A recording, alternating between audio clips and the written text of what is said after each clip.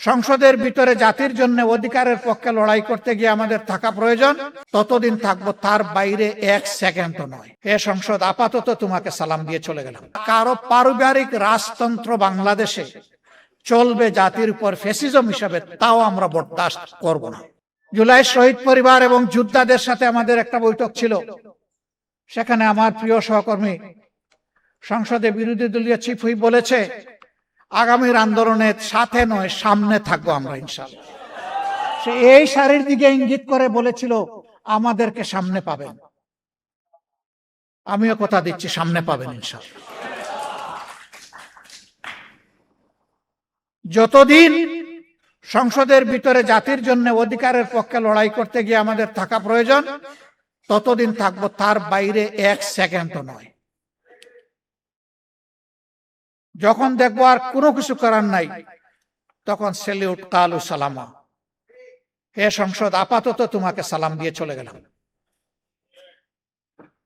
কিন্তু এর আগে এই সংসদের জমিদারিও কারো মানব না এবং কারো কাছে বন্ধকও দেব না। অনেকে বলছেন আন্দোলন শুরু করতে হবে, এটা কি? এটাও আন্দোলনের অংশ।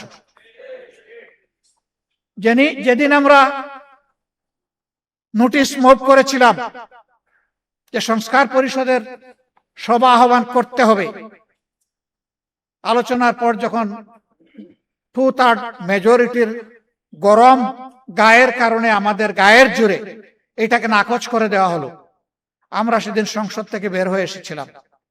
এসে বলেছিলাম জনগণের রায় নিয়ে, রায় বাস্তবায়নের জন্য এখানে এসেছিলাম।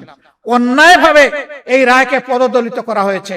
এখন জনগণের রায় নিয়ে আবার জনগণের পার্লামেন্টে আমরা চলে যাচ্ছি।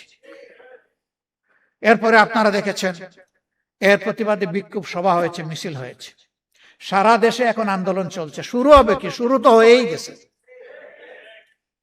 এখন তিলে তিলে সেই আন্দোলনকে সফলতার দিকে নিয়ে যেতে হবে ইনশাআল্লাহ। এই আন্দোলন ন্যায্য আন্দোলন।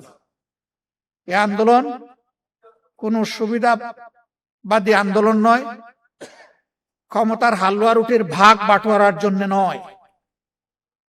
এই আন্দোলন 70% মানুষের রায়ের প্রতি সম্মান দেখিয়ে, শহীদদের রক্তের সাথে আমাদের ওয়াদা বাস্তবায়ন করার জন্য, জুলাই যোদ্ধাদের আকাঙ্ক্ষা পূরণ করার জন্য এই আন্দোলন ইনশাআল্লাহ সফলতার প্রান্ত সীমায় গিয়ে থাকবে, এর আগে নয়।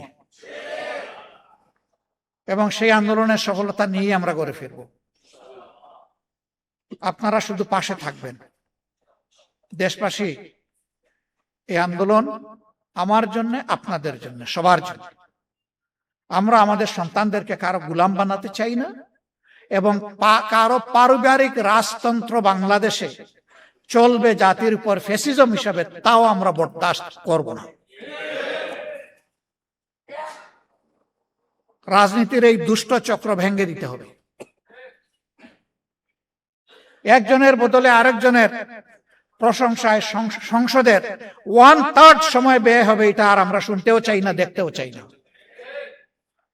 প্রশংসা হবে জনগণের, সংসদের ভিতরে কথা হবে জনগণের সমস্যা নিয়ে, সেখানে বসে খোলামনে সমাধান বের হয়ে আসতে হবে। এইটাকে বাদ দিয়ে অন্য কোনো কিছুর চর্চা হোক সংসদের ভিতরে, আমরা এটা চাই না।